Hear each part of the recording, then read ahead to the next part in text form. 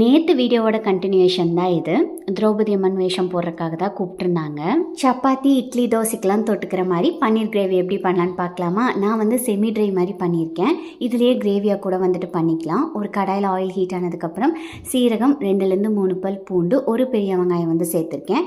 கூடவே பார்த்துட்டா குடமிளகா இருந்துச்சு, ஸோ அதுவுமே வந்து ஆட் பண்ணிட்டேன்.